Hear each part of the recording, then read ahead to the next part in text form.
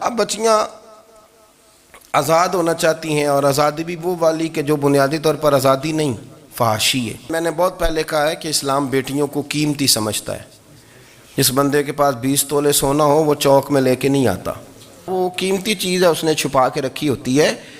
تو جو نبی پاک صلی اللہ علیہ وسلم کا کلمہ پڑھنے والے بیویاں، اسلام انہیں قیمتی سمجھتا ہے، کہتا ہے کہ تم قیمتی ہو لہذا گھر کے اندر رہو، تم باہر نہ آؤ۔ لیکن عورتیں ہیں کہ ان کو بلا وجہ لوگ خراب کر دیتے ہیں، اور بلا وجہ وہ اس مغالطے کا شکار ہو جاتی ہیں۔ اب آگے بڑھتے ہیں۔ قرآن مجید نے سورہ نور کی آیت نمبر 30 میں کہا کہ کل للمؤمنین یغضوا من ابصارہم، فرمایا کہ اے محبوب علیہ السلام مومن مردوں سے کہہ دو کہ اپنی نظریں جھکا کے رکھیں، اپنی نظریں۔ اور اگلی آیت میں فرمایا وَقُلْ لِلْمُؤْمِنَاتِ یغضضن من ابصارہن، فرمایا کہ اے محبوب مومن عورتوں سے بھی کہہ دو کہ اپنی نظریں جھکا۔ مرد بھی اپنی نظر جھکا کے رکھے گا عورت کی طرف، لیکن یہ ساری پابندی صرف مرد پر نہیں، عورت بھی غیر محرم کا چہرہ نہیں دیکھے گی، اس پر بھی اسی طرح نظر جھکانے کا حکم ہے، جس طرح کہ وہ ہر دکاندار کو بھائی جان کہہ کے گفتگو کرنے کی اس کو بھی اجازت نہیں ہے کہ وہ بھی وہ سمجھے کہ پابندی تو مرد نے کرنی تھی، میں نے تھوڑی کرنی تھی۔ وہ جس کے پاس جائے، جہاں بھی جائے، ڈاکٹر کے پاس جائے، باہر جائے، تو وہ جس طرح مرضی اس کا دل چاہے وہ بات چیت کرے، اس کی عورت کو بھی اجازت اسلام نہیں دیتا۔ بنیادی طور پہ اسلام شرم و حیا کا دین ہے، حیا کی بات کرتا ہے۔ حیا کی جب ہم تعریف کرتے ہیں تو حیا کی تعریف یہ ہے کہ کوئی کبھی چیز دیکھ کے نا تو آپ کی طبیعت میں کراہت محسوس ہو، آپ کوئی غلط جملہ منہ سے نکالتے ہوئے ذرا جھجکیں، آپ کوئی غلط بات کرتے ہوئے تھوڑا بوجھ محسوس کریں۔ ہمارے ہاں تیزی سے فروغ پایا ہے بے حیائی نے۔ سنگیوں کی محفلیں، یاروں کی محفلیں، اس میں غلیظ گفتگو ہوتی ہے الا ماشاء اللہ۔ جن دوستوں کو بڑی پاک صاف گفتگو کرنی چاہیے، دوستی کا رشتہ بڑا مقدس رشتہ ہے، جو یہاں ایک دوسرے سے پیار کریں گے جنت میں بھی اکٹھے داخل کیے جائیں گے۔ شرط یہ ہے کہ پیار اللہ رسول کی رضا کے لیے ہو، لیکن اس کے اندر اگر آپ کی گفتگو کچی ہو، کمزور ہو، فحاشی والی ہو، عریانی والی ہو، ہمارے ہاں تو اب اس کو لوگ فیشن سمجھتے ہیں، اس کو مردانگی کی علامت سمجھتے ہیں کہ وہ جی ساری باتیں جی وہاں ہو گئیں، اور جس کا جو جی چاہا اس نے کہا۔ آپ جب حیا کے دائرے میں ہوتے ہیں تو آپ خود بھی سکون محسوس کرتے ہیں۔ دیکھیں نا، آپ کو نیند سکون سے کہاں آتی ہے؟ جہاں کمرہ بند ہو، چاروں جانب دیوار ہے، اوپر چھت ہے، خالی دروازہ بھی کھلا ہوا ہونا تو جب بندہ سکون لینا چاہتا ہے تو کہتا ہے یار ذرا دروازہ ذرا بند کر دو۔ وہ اچھی طرح اپنے آپ کو چھپا لیتا ہے نا حیا کے پردے میں، تو اللہ اسے سکون عطا کرتا ہے۔ اور جو اس سے بھی زیادہ ٹھنڈی نیند میں جانا چاہتا ہے وہ کہتا ہے لائٹ بھی بند کر دو۔ اب وہ مکمل طور پہ سمجھتا ہے کہ میں چاروں جانب سے چھپ گیا ہوں، اگر میں کھل کے بھی سو جاؤں گا تو میرا چونکہ پردہ قائم ہے تو مجھے کوئی دشواری نہیں ہوگی۔ آپ جب چھپ جاتے ہیں، جب آپ حیا کے اندر سمٹ جاتے ہیں، جب آپ چادر کے اندر آ جاتے ہیں تو آپ بہت ساری جگہوں پہ آسانی محسوس کرتے ہیں۔ تو حیا تو آپ کو سکون دیتی ہے، حیا تو دل کو راحت دیتی ہے۔ میں بڑی ذمہ داری سے بات عرض کرتا ہوں، قرآن مجید نے نا ایک مقام پہ مذاق کو، ایک مزاح ہوتا ہے خوش طبی، وہ نہیں، مذاق اڑانا، قرآن پاک نے نا مذاق کو ایک جگہ پہ جاہلوں کا طریقہ بھی قرار دیا ہے۔ بنی اسرائیل کے لوگوں سے حضرت موسیٰ نے کہا کہ گائے ذبح کرو اور ایک ٹکڑا مقتول کو مارو، زندہ ہو کے خود بتا دے گا مجھے کس بندے نے قتل کیا۔ تو کہنے لگے آپ ہمارے ساتھ مذاق کر رہے ہیں۔ تو قرآن مجید کہتا ہے کہ حضرت سیدنا موسیٰ علیہ السلام فرمانے لگے اعوذ باللہ ان اکون من الجاہلین، فرمانے لگے میں اللہ کی پناہ مانگتا ہوں کہ میں جاہلوں میں سے ہو جاؤں۔ یہ مذاق کرنا تو جاہلوں کا طریقہ ہے۔ اگر آپ کی زبان سے بے حیائی کا جملہ نکل گیا، اگر آپ کی زبان سے بے حیائی کا جملہ نکل گیا، آپ نے کہہ دیا کہ ہم آزاد لوگ ہیں، جو مرضی کریں گے، جو مرضی کہیں گے، جو ہمارا دل میں آئے گا کریں گے، تو پھر تو لوگ آپ کا وہ حشر کریں گے کہ آپ سے برداشت ہی نہیں ہوگا۔ جس کا لوگ مذاق بنا لیتے ہیں اور جو مذاق بن جاتا ہے پھر اسے کچھ جینے دیتا ہے۔ آپ حیا کی چادر میں چھپیں گے تو بچیں گے۔ اگر آپ نے اپنا مذاق بنوا لیا یہ کہہ کے کہ میں نے مرضی کرنی ہے، پھر یاد رکھنا چھپنے کو جگہ نہیں ملے گی، پھر تکلیف میں آ جائیں گے، پھر بہت بڑی اذیت کا شکار ہو جائیں۔ شرم و حیا، عرب کے اندر جو کنواری لڑکیاں تھیں ان میں بڑی حیا ہوتی تھی۔ الحمدللہ میں بڑے فخر سے کہتا ہوں کہ میرے پنجاب کی، میرے پاکستان کی بیٹیاں بھی 20 دفعہ ان کا ابا کہے تیری شادی کرنی ہے تو وہ آنکھ نہیں اٹھا پاتی آج بھی۔ یہ تو وہ چند لوگ ہیں جو کہتے ہیں ہم ہائی کلاس ہو گئے، ہمیں نہیں پتا کہ وہ روشن خیال ہو گئے ہیں کہ روغن خیال ہو گئے، پتہ نہیں کدھر چلے گئے۔ ورنہ ہماری بیٹیاں آج بھی جب ان سے ان کا باپ، ان کی ماں بات کرتی ہے تیری شادی کی، تو وہ تو شرم کے ساتھ پچھلے سے پچھلے کمرے میں چھپتی ہیں۔ یہ اللہ نے فضل کیا ہوا ہے اس ملت پر۔ تو عرب کی لڑکی بڑی حیا والی ہوتی تھی، اس سے کوئی بات کرنی پڑتی تھی تو 20 دفعہ بات کی جاتی، پھر بھی وہ عورت چھپتی پھرتی تھی۔ حضرت عائشہ صدیقہ رضی اللہ تعالیٰ عنہ فرمانے لگیں میرے نبی پاک صلی اللہ علیہ وسلم عرب کی کنواری لڑکیوں سے بھی زیادہ حیا کرنے والے۔ قاضی اعجاز مالکی نے، شیخ عبدالحق محدث دہلوی نے، دیگر بزرگ جو سیرت نگار گزرے انہوں نے لکھا ہے کہ نبی پاک صلی اللہ علیہ وسلم کے اندر 100 مردوں سے زیادہ طاقت تھی، 100 مردوں سے زیادہ طاقت۔ اب جو بات کہنے لگا ہوں، جو نتیجہ دینے لگا ہوں، اس پر خاص توجہ آپ فرمائیں گے۔ ذرا فکری طور پر، نظریاتی طور پر ایک چیز کو سمجھیے۔ ہم سمجھتے ہیں کہ جوان لڑکا ہے جی جو مرضی کرے، عمر ہے جی۔ آپ ذرا بات پر غور کیجئے گا کہ حضور صلی اللہ علیہ وسلم میں طاقت 100 مردوں سے زیادہ ہے اور حیا کنواری لڑکیوں سے بھی زیادہ ہے۔ ذرا اس بات کا تقابلی جائزہ کیجئے گا کہ طاقت 100 مرد سے زیادہ ہے لیکن حیا کنواری لڑکی سے بھی زیادہ ہے۔ اس کا معنی یہ ہوا کہ جس ٹہنی کو پھل زیادہ لگ جاتے ہیں وہ جھکا کرتی ہے۔ تو حیا تو حسن ہے، حیا تو آپ کو پاک صاف کرے گا، حیا تو آپ کو نرالا کرے گا، انوکھا کرے گا۔ وہ ہمارے ایک دانشور ہے، انہوں نے مضمون لکھا، کئی باتیں بڑی پسند آتی ہیں۔ وہ کہتے ہیں کہ میری اہلیہ، ان کو بھی کسی نے مس گائیڈ کر دیا تھا، حالانکہ اچھی خاتون ہے، کسی نے مس گائیڈ کر دیا۔ تو وہ بھی سماجی اور ویلفیئر اور یہ خواتین کو شوق ہوتا نا بننے کا، تو وہ بھی سماج کے اندر اچھا مقام تلاش کرنے کے موڈ میں آ گئی۔ تو کہیں ایک دن جانا تھا تو بڑی بن سنور کے میرے ساتھ وہ گاڑی میں بیٹھ گئی۔ تو میں گاڑی میں، عورتوں کو یہ بھی مسئلہ ہوتا ہے نا کہ ہماری تعریف کرو، تو کئی دفعہ بعد مردوں بیچاروں کو جھوٹ بولنا پڑتا ہے، تو زبردستی کراتی ہیں نا جی۔ تو اس میں گنجائش بھی دی ہے شریعت نے گنجائش دی ہے کہ کبھی بیوی کو راضی کرنے کے لیے خلاف واقعہ بات کرنی پڑے تو کر لینی چاہیے، تو وہ کراتی بھی ہیں۔ 3 موقع پر خلاف واقعہ بات کرنے کی اجازت ہے، یعنی واقعہ کے خلاف بھی آپ بات کر سکتے ہیں۔ جنگ کے موقع پر 2 لوگوں کو صلح کرانے کے لیے اور بیوی کو راضی کرنے کے لیے کر لیں کوئی ایسی بات، بے شک اپنی طبیعت پہ جبر کر کے کر لیں، گنجائش ہے، اجازت ہے۔ تو وہ کہتے ہیں جب وہ گاڑی میں میرے ساتھ بیٹھی بن سنور کے، تو وہ تقاضا کرنے لگی کہ میں نے بڑے اچھے کپڑے پہنے ہیں پر آپ نے توجہ نہیں کرائی۔ تو وہ سیاںا بندہ تھا، وہ چاہ رہا تھا کہ میری خاتون سمجھ جائیں۔ وہ کہتے ہیں مجھے پتہ تھا کہ بیچاری مس گائیڈ ہو گئی ہے، دل کی بڑی اچھی ہے، سیاਣੀ ہے، لیکن اس کو کچھ خواتین نے، کچھ لوگوں نے مل کے اس کو ذہن غلط کر دیا ہے کہ سماج میں نکلو، باہر جاؤ، کام کرو، فلاں کرو، اپنی مرضی سے جیو۔ تو میرے ساتھ گاڑی میں بیٹھی کہیں جانے کے لیے، تو مجھ سے کہنے لگی کہ آپ نے میری طرف توجہ ہی نہیں کی، آپ نے کوئی ذکر ہی نہیں کیا کہ میں کیسی لگ رہی ہوں۔ تو وہ کہتے ہیں میں نے اسے کہا کہ اگر تو ناراض نہ ہو تو پھر میں صحیح والی تعریف کر دوں۔ تو اس نے کہا کہ آپ کر دیں۔ تو کہتے ہیں میں نے درد سے اور خلوص سے اپنی بیوی سے کہا، خلوص کے ساتھ میں نے کہا میں تو روز گھر ہوتا ہوں، روز شام کو گھر ہوتا ہوں، اگر تو میرے لیے تیار ہوتی تو میں تیری تعریف کرتا، لیکن آج تو باہر جانے کے لیے تیار ہوئی، تو پھر ان سے تعریف کی امید رکھ جن کے لیے تو نے تیاری کی ہے۔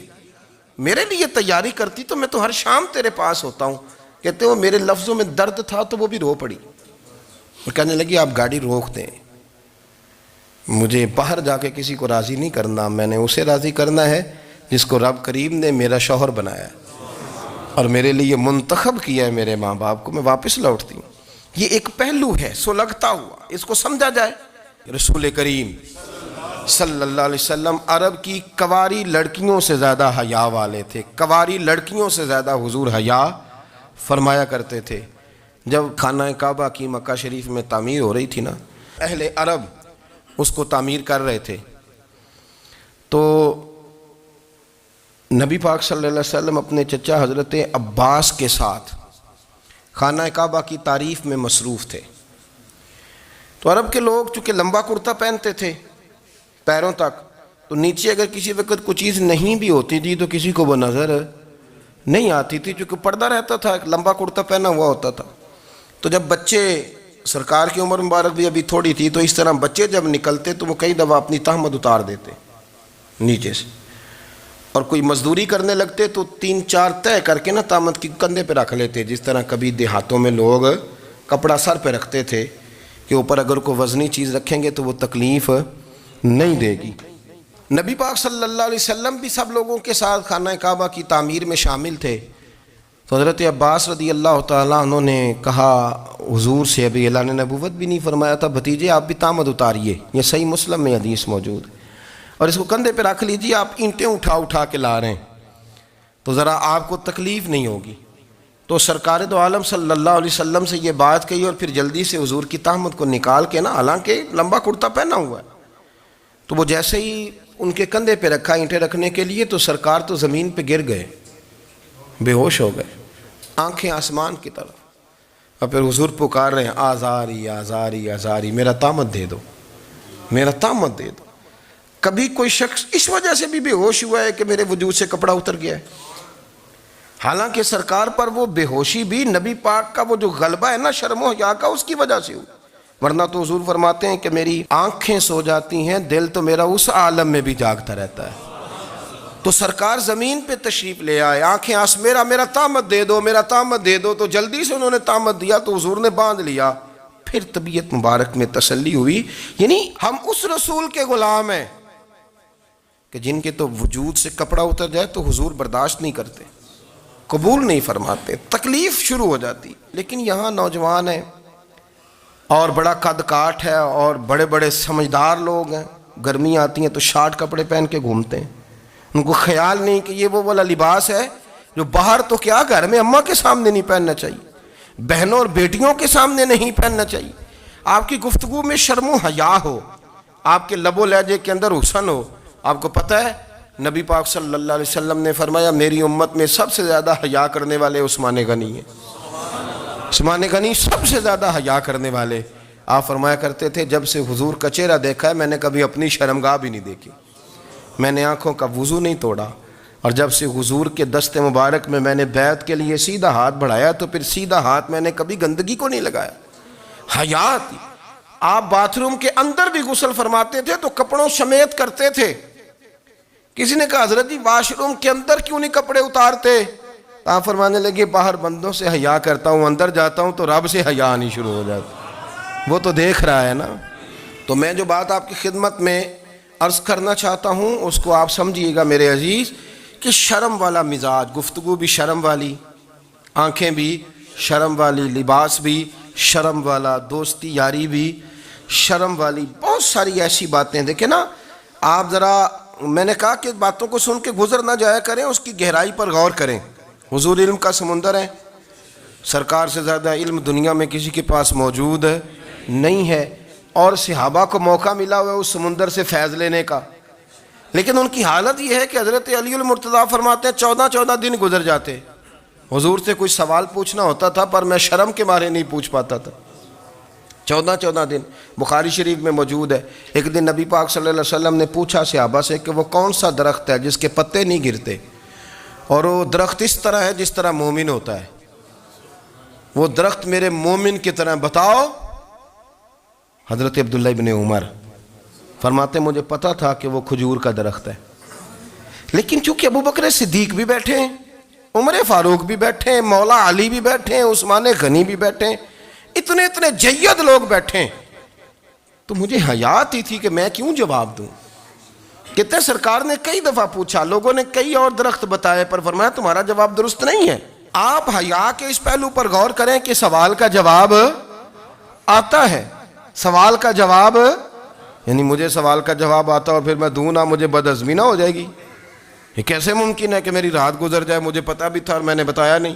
بہت سارے لوگ آ کے بہت ساری باتیں بتاتے ہیں، بہت ساری باتیں وہ سمجھاتے ہیں، تو ہم غور سے ان کا چہرہ دیکھنے لگ جاتے ہیں، کہتے ہیں یار اس کا تو دعویٰ تھا کہ میں سمجھنے آتا ہوں، تو یہ تو ہمیں سمجھا رہا ہے، چلو الحمدللہ ہم سمجھنے کو تیار ہیں۔ لیکن میرے عزیز پتہ بھی ہے جواب کا، علم بھی ہے، لیکن فرماتے ہیں میری حیا نے مجھے اجازت نہ دی کہ میں جواب دوں۔ آپ فرماتے ہیں پھر حضور سے صحابہ نے عرض کی کہ یا رسول اللہ آپ ہی بتا دیں وہ درخت کون سا ہے، تو حضور نے فرمایا بھئی وہ کھجور کا درخت ہے۔ تو آپ فرماتے ہیں میں دل ہی دل میں کہہ رہا تھا کہ الحمدللہ میرا جواب درست ہے، حالانکہ میں نے جواب دیا ہی نہیں۔ تو لفظوں میں حیا، جملوں میں حیا، آنکھوں میں حیا، اٹھنے میں حیا، بیٹھنے میں حیا، چلنے میں حیا ایک خوبصورت حسن ہے۔ اور نبی پاک صلی اللہ علیہ وسلم نے فرمایا جب تو بے حیا ہو جائے نا پھر تو آزاد ہے، پھر تو جو مرضی کا، پھر تو جو۔ اس لیے بزرگ جب کسی کو بے حیا کہتے تھے نا، اللہ اکبر، اور جب کسی کو کہتے تھے نا یہ بے حیا ہے تو لوگ سمجھتے تھے کہ کوئی ہلکی سی بات کر دی ہے، لیکن ان کا معنی یہ ہوتا تھا کہ بس بھئی اب اس کے ساتھ کوئی کلام کرنے کی ضرورت ہے، اس کو اب اصلاح کی ضرورت نہیں، یہ بے حیا ہے۔ کیا معنی؟ کہ اب یہ جو اس کے دل میں آئے گا وہ کرے گا، جو اس کی طبیعت چاہے گی وہ کرے گا، اب یہ کسی پہلو بھی قابو آنے کو تیار بے حیا ہو گیا۔ بے حیائی بہت بڑا عیب ہے۔ اور جو لوگ کہتے ہیں کہ ہمیں بالکل آزادی ہونی چاہیے، ہمارا اپنا جسم ہے تو ہماری اپنی مرضی چلے گی۔ ایک وزیر صاحب ہیں، پتہ نہیں میں ان کو جانتا تو نہیں، انہوں نے سینٹ میں تقریر کی ہے، میں نے ان کی بات سنی ہے۔ اس نے کہا نہیں نہیں بھائی جسم رب کا ہے تو مرضی بھی تو رب کریم کی چلے گی، اور مرضی بھی یہ مرضی بھی اللہ کی۔ یہ مجھے تھوڑا سا مسئلہ ہے جسم پر، کبھی کبھی مجھے کثرت سفر سے الرجی ہو جاتی ہے۔ میرے ساتھ لوگ نا دل سے پیار کرتے ہیں، شاید ہی کوئی اچھا ڈاکٹر ہو جس تک میرے سنگی مجھے لے کے نہ گئے ہوں، پر جسم اللہ کا ہے نا، مرضی بھی جب وہ چاہے گا صحت دے گا۔ کیوں کچے کاموں میں لوگ پڑ گئے، کیوں غلط لوگ سوچ میں پڑ جاتے ہیں؟ یہ اسی کا ہے، اور جب وہ چاہے گا، آپ اس بات کو اچھے طریقے سے سمجھ لیں کہ جو اپنی مرضی چوکوں چوراہوں میں کر رہے ہوتے ہیں نا، جو مرضی گند مند، وہ جانور ہوتے ہیں، وہ جانور ہوتے ہیں جو نہ چونک دیکھتے ہیں نہ گلی دیکھتے ہیں، نہ انہیں پتہ ہوتا ہے کہ جگہ کون سی ہے۔ وہ انسان، میں نے کہہ دیا جو میں نے کہنا تھا، میں نے کہہ دیا، وہ جانور ہوتے ہیں۔ اور جو کچھ انسان ہوتے ہیں نا، ان کے اندر کچھ نہ کچھ پھر شرم حیا بھی ہوتی ہے۔ وہ چوکوں چوراہوں میں وہ حرکتیں اور وہ کام نہیں کرتے جو جانور کرتے ہیں۔ ان کے لیے بڑے پردے ہوتے ہیں، ان کے لیے بڑی باتیں ہوتی ہے، ان کے لیے بڑا کچھ ہوتا ہے۔ جو بالکل آزاد ہو جائے، کوئی پتہ نہ ہو کس وقت کیا کہنا ہے کیا کرنا ہے، تو پھر وہ دائرہ انسانیت سے خارج ہو جاتا ہے۔ ہم آپ کو کیا دعوت دیں؟ آپ تو وہ باتیں کر رہے ہیں جو اسلام کا انسانیت کے حق میں بھی ٹھیک نہیں، آپ تو وہ والی باتیں کر رہے ہیں جن کا انسانیت بھی تقاضا نہیں کرتی کہ یہ باتیں ہونی چاہیے۔ لیکن ایک بات، میں تو جذباتی نہیں ہوتا، میں بڑے غور سے چیزوں کو دیکھتا ہوں، سنتا ہوں، اور نہ میں ان موسمی مینڈکوں کی۔ وہ مجھے عاتق صاحب کہنے لگے جی بڑے بڑے مولوی ایک بندے کے ساتھ بیٹھے ہوئے ہوتے تھے اور وہ روزے میں بڑے بڑے درس دیتا تھا، تو وہ بھی فلانی فلانی حرکتیں کر رہا ہے۔ تو میں نے کہا ہم نے تو پرانا کہا تھا کہ موسمی مینڈک ہے، تو پرانے کہہ رہے ہیں کہ اداکار ہے، تو وہ جہاں کاسٹ کریں گے وہاں وہ اداکاری کرے گا۔ آپ کسی مذہبی جگہ کر لیں تو وہاں کر لے گا، کہیں اور جگہ کریں گے تو ہم تو پرانا کہہ رہے ہیں۔ تو کسی کو کبھی سمجھ آتی ہے تو کسی کو کبھی اور جگہ جا کے سمجھ آتی ہے۔ ہم ان لوگوں سے پریشان نہیں ہوتے، کیوں؟ سن لیں، کوئی مایوسی نہیں، ان کے اندر جتنا زور ہے وہ لگائیں۔ یہ ملک بنا ہے رسول اللہ کے نام پہ، یہ اللہ نے تحفہ دیا ہے امت مسلمہ کو، یہ نبی پاک کے نام پہ بنا ہے، تو یہاں جھنڈا بھی وہی والا بلند ہونا ہے جو مدینے والے رسول کا جھنڈا ہے، اور یہاں وہی کام چلے گا جو نبی پاک نے بیان فرمایا۔ تو اس طرح کئی لوگ آتے ہیں، وہ شور شار کرتے ہیں، چلے جاتے ہیں۔